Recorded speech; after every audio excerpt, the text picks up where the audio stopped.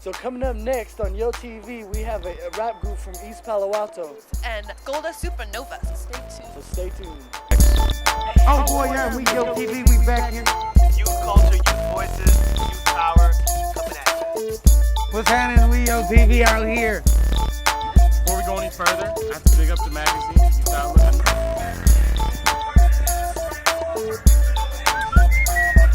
Oh boy, tell us if you smell. Youth Outlook, chronicle of young people's lives in the Bay Area. Known all over the Bay and beyond. Got a lot of good stuff for you this time. Yo, Alright, what's up, YoTV? We're kicking it in North Beach on Broadway Street right now. I'm Chris, and this is E-Ming. Next up for you, we got a clip from East Palo Alto. This group called GTA, they performed here at Club Latitudes. I got some clips from their concert, and also check it out. Up next on YoTV. You watching YoTV, this your boy Nothing Beat Jada YoTV of G.T.8.1.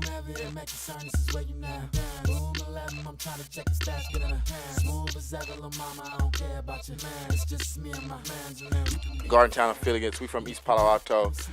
East Palo Alto got 4 sets. Yeah, we ain't murder capital no more, but it still goes down all the time. You feel me? It's shooting, stabbings, killings. Yeah, they want to tear our houses down and build some IKEAs. We're like the outcasts of East Palo Alto, you know what I'm saying? We got different flavors, like it could be an R&B / rock. Pillow talk to whomever may concern. Lay you down, you know. But don't get it twisted though. We oh so gutter. We are still oh so hood. We don't like to just stay in one box. We from the Bay Area. We love hyphy and all of that stuff. You know what I'm saying? But we do. I mean, like me and Nut came up listening to like all rappers from all around. Everywhere. We got phones ringing in the background. You know how we do. You know what I'm saying? Yeah, hold on. Man, tell Dre, hold on, man. We on TV right now, man. Motif ES6 is a music synthesizer keyboard. I mean, it's a beat maker. A lot of producers use Motif, and you know, I just make my beats and track them right into Pro Tools. With the radio station, it's a lot of politicking. So if you don't know nobody in the circle, sometimes it's hard to get on the radio. Radio, we're not really tripping off of. As far as shows go, man, I mean, upcoming shows, like, I mean, we independent group, so we kind of just get our shows, like, you know, somebody that we dealing with or whatever, hit us up, like, y'all want to perform, whatever. Man, we performed at my grandmother's birthday party. You know what I'm saying? We was there. Everybody had on happy birthday BJ the grandmama shirts. You know what I'm saying? I don't want to put none of my family members on blast, but for Christmas, do y'all know I got I wanted Lupe Fiasco CD, The Cool. You know what I'm saying? Lupe, big shout out Lupe Fiasco, good artist, you know what I'm saying? And for Christmas, one of my family members got me Lupe Fiasco's CD, but it was a burned CD that said Lupe Fiasco, The Cool, in a white sleeve with a red bow on top. Now, a burned CD is something that you can't give to an artist that really works hard on their music. You know what I'm saying? Because you see this burnt CD, and then you feel, okay, well, when my CD come out, they gonna burn my CD too. So burnt CD is a no-no. I'm BJada, he Nuts, we're GTA, the paperwork project is coming, YoTV. We in the building. You can be sure to check out Yo Blogger on YouTube. I do a weekly vlog. E-Ming does many vlogs on there. So check it out on YouTube, Yo Blogger. What's up, YoTV? Up next, we have for you a young poet coming out of Frisco. His name is Rob. Little Rob, Big Rob, Robin Big, whatever you want to call him. But check it out next on YoTV. I started poetry when I was in 5th grade, probably, like around 10, just to write, like, just what I felt. It gets everything I have in here on paper or on words, or like whatever I feel, I know someone else out there is feeling. Those eyes so hypnotizing. As I gaze into him, looking in deep, as I do, I see another person. That person is me. That hair flows like an angel as my fingers act like the wind. Me kissing you below your ear, moving across your neck, getting to the point where our lips meant to one great power. It devours our soul to connect as one energy like damn, it was meant to be. You caressing my back as it leads to me tumbling like a domino effect, tumbling over and over again just to try to catch my breath. Me grabbing on your side just to go for a ride, but no disrespect. This isn't about sex. It's about how we connected spiritually and how it was meant to be and how we fell in love. But you had to set it free and let it die. Now it's in the heavens above. Up next, we have for you this lady called Golda Supernova. Golda Supernova. She is a rocker chick from the Bay Area. She's funny. We like her. Hope you like her too. Check it out. Yep, on YoTV. Up next.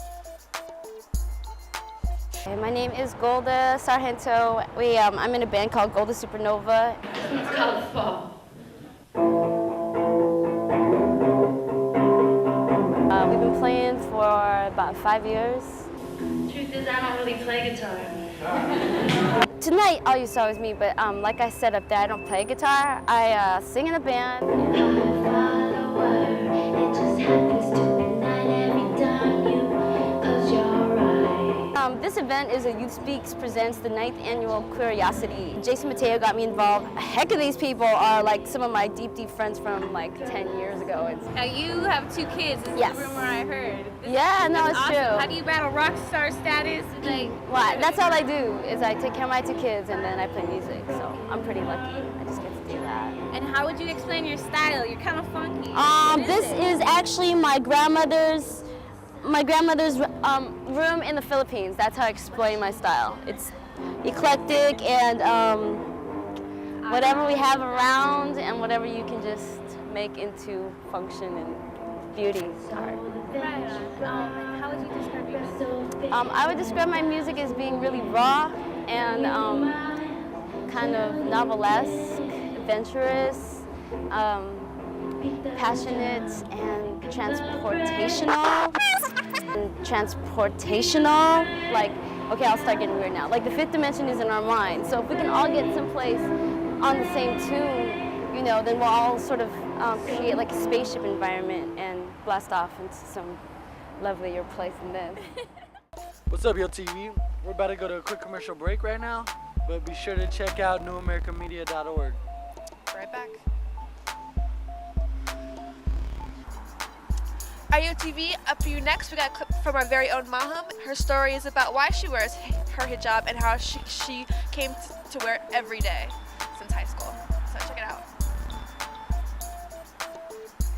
I started wearing the hijab on the first day of school. That's when I consider myself as the first day that I started wearing the hijab. But the decision, it was a long process. I had been thinking about it beforehand, like before I went on my pilgrimage. And when I came back from my pilgrimage, I needed to do something to help me maintain that spiritual feeling that I felt over there. And I felt the hijab could help me do that. This is a picture of my family when we went on our pilgrimage. This is like the Holy Kaaba, where they make the covering of it. We went to Saudi Arabia for our pilgrimage in the cities of Mecca and Medina. Medina is the city that the Prophet went to, and Mecca is where the Holy Kaaba is, which is where Muslims face when they pray every day. In both places, we visited like different things that where the Prophet had been and where like certain battles had taken place. And it was a really good experience because I had always grown up little, like my parents would read me like stories about these places, like this was a great woman and she had done so much for our religion, and actually to be at her grave, and it was just a totally different experience. This is like when we were on our pilgrimage and we were at this mosque where one of the companions of the Prophet was buried. Someone took a picture of me praying. After I had realized that I wanted to wear it, that I wanted to wear it in some point in my life, but I always felt like I couldn't wear it to school because I would be like, what would the kids say and stuff, and I felt like, especially in today's society, like I would kind of be discriminated against. I had told them beforehand when I got back from my pilgrimage, I was like, okay, on the first day of school when you see me, there's going to be something different. And so when they saw me, they were just like, wow, you look so nice and stuff. And they're just like, I like, because I matched my hijabs with the clothes that I wear. So one of my friends like came up to me, like she comes up to me seriously every single day. And she's always like, your scarf is such an accessory because you match it to your clothes. So they were really supportive about the whole thing. And I felt like it was a good experience for me to talk to them about my religion and my beliefs and my experience. My parents had been supportive, and they had been encouraging me before, when I would wear it if we went to the mosque or something. My parents would always say, oh, you look so nice in it. And so my mom had been wearing it before, but I didn't really consider it the hijab because her hair would always show. She just had like a little shawl around her head.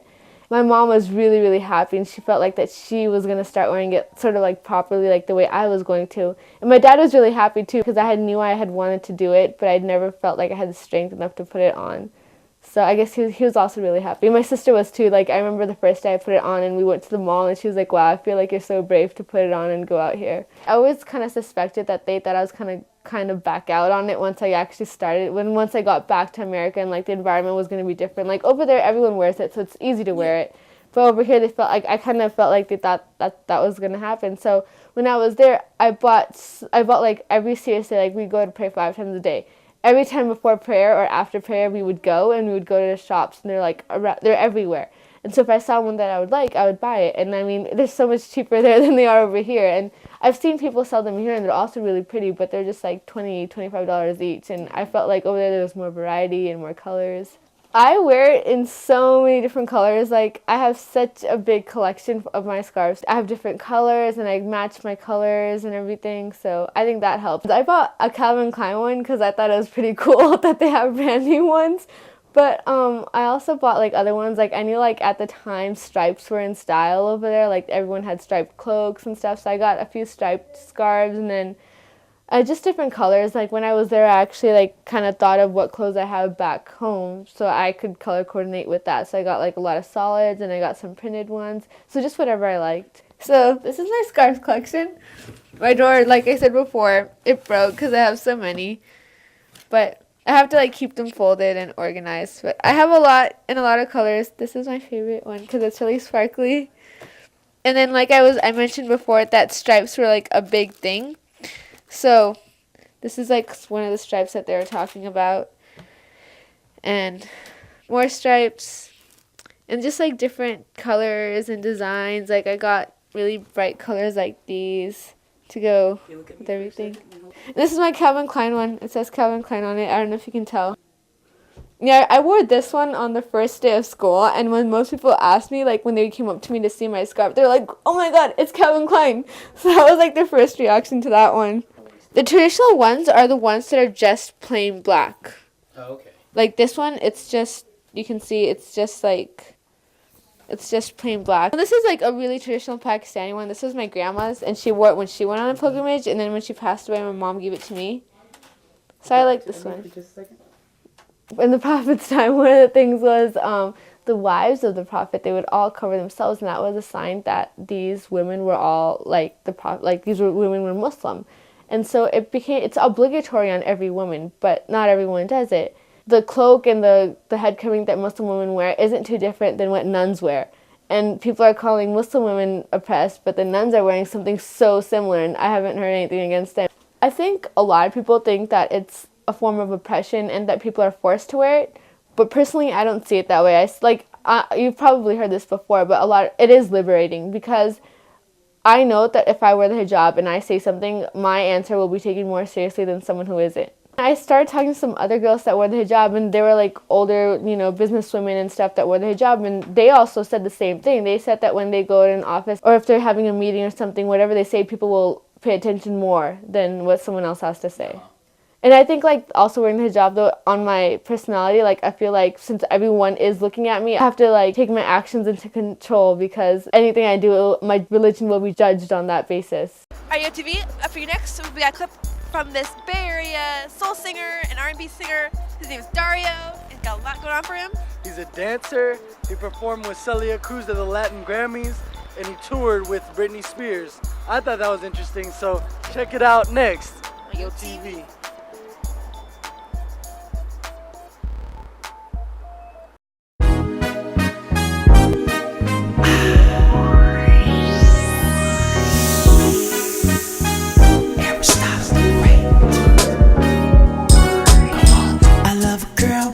Something to play with, something to grab on. I put my Mac on. I'm here with my boy Dario Wonder. What's up? So I guess we'll just get right to it. Dario, why don't you tell people out there who don't maybe know you from the Bay, San Francisco, wherever they may be watching our show, how you got started? How I got started? Well, I started dancing back in high school. What high school did you go to? 1997. Berkeley High, That's right, B yeah. High, class of 99. What is it? But I got started dancing. My mother's a dancer, so influenced me to dance. And then I hooked up with a dance company by the name of New Style Motherload Dance Company with Corey Action and Tila Shine. So that was back in like 1999. And it's right down the street. And it's right down the street, 51 College So shouts Avenue. out. So yeah, I got my start with them. My first big dance break was dancing on the Latin Grammys back in 2002 or 2003, one of those, with Celia Cruz. She's now passed, but she was the queen of salsa. She's like soul music's Aretha Franklin or Tina Turner. Like to salsa music, Celia Cruz is like the queen. When I knew I wanted to be a recording artist was when I was on tour with Britney Spears. Just being around that whole scene and just traveling a lot and performing at a lot of like venues that I've always watched on TV or always been like, oh, I want to perform there, and like getting those opportunities and like just seeing out and like performing in front of we performed in front of like 100,000 people and we performed in front of like 20,000 people, and like the crowds were just like crazy. So what Britney tour was this? Which one? it was a promo tour for her Me Against the Music album right before. The meltdown. What kind of collaborations have you been doing? Have you been working with other artists that are out there, either under or upper ground artists? Well, on my album, I worked with Corey Action, Tila Shine from New Style. I've also had the opportunity to work with a cat from New York. His name is Aristotle the Great. He produces for a lot of cats in the Bay, so he like produced half of my album. A lot of artists around the area are good friends of mine, so even though we might not be doing a song together, we still do shows. Like I'm currently unsigned, and to be truthful, I don't know if signed is really the thing that I'm looking for or the thing that I want, because I mean, just knowing the music business, it's a tricky situation. Definitely. Right now, I'm in a stage where I'm just trying to really make the buzz on my own, like book my own shows and put my music out there on iTunes, Yahoo Music, CD Baby, do whatever I have to do, but just doing things, all that I can do to get my name out there, to get my buzz going, to get people watching, to get people liking the music. You know, they might come to a show and they might like one song, so they might buy the album and listen to that one song. They might like all the songs, so they buy the album, you know. Just getting out there as much as I can. If you do your own thing, then you make your own rules, and if people love it, they love it. If they like it, they like it. If they don't, they don't. Tell people, like, what are they in for when they come to a Dario Wonder show? Have fun. Basically, I like to combine a lot of different styles of music in my show, because I'm such a versatile artist and a versatile person that, you know, I add a little bit of the hip hop, I add a little bit of the soul. I just like it's got to be. I can't do a show without like having fun and like having a party up there and getting the crowd involved. And you know, I usually started my shows off like real hype, like real upbeat joints, and then I take it down and make it real sexy, like for the ladies or for the love, you know, whoever's in the crowd who might want to feel good at the time. And then usually end it like on a high note. I love a girl with something to play with, something to grab on. I put my Mac on. I'm not a big brother, but I can serve you. And I can beat it up, but I won't hurt you. Don't judge a book by the cover of it, ma. I'll give it to you one night without the Viagra. Just like Niagara, we get it flowing, girl. You need to give me a chance to feel it, yeah. So I gotta make my move to get you back to my love shack, baby. So I gotta make my move, grown man business, I can handle your size. So I gotta make my move to get you back to my love shack, baby. So I gotta make my move. A lot goes into making a show hot. Anybody can perform, but it's the way you set your set list up, the songs that you choose to do in a certain show, who's coming to the show, what's the demographic, the age demographic. So that all that goes along with making a hot show hot. So if there was anything that you would want people out there who may be watching the show, who've never heard of you, to know about your music? Like 3 things that you should know about Dario and his music. What would they be? It's What feel kind good. of music is it, first of all? It's feel good music. Okay. It's feel good music. It's lover music, and it's real. I mean, I'm not trying to portray something that I'm not or that I want to be. This is from me. This is from my heart. This is from yeah, exactly. I'm not trying to hide side, and I don't have no chains on or nothing like that, because that doesn't validate you as an artist. So I'm just a real dude, just having fun, man, and just doing what I love to do.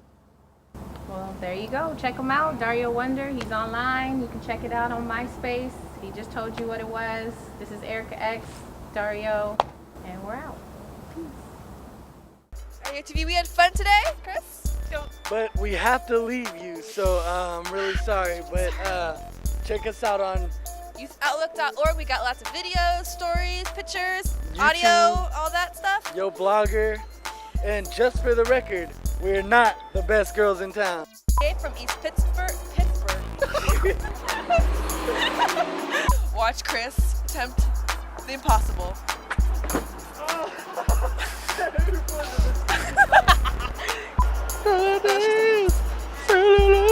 YOTV, we had a great time TV today, and check us out next week.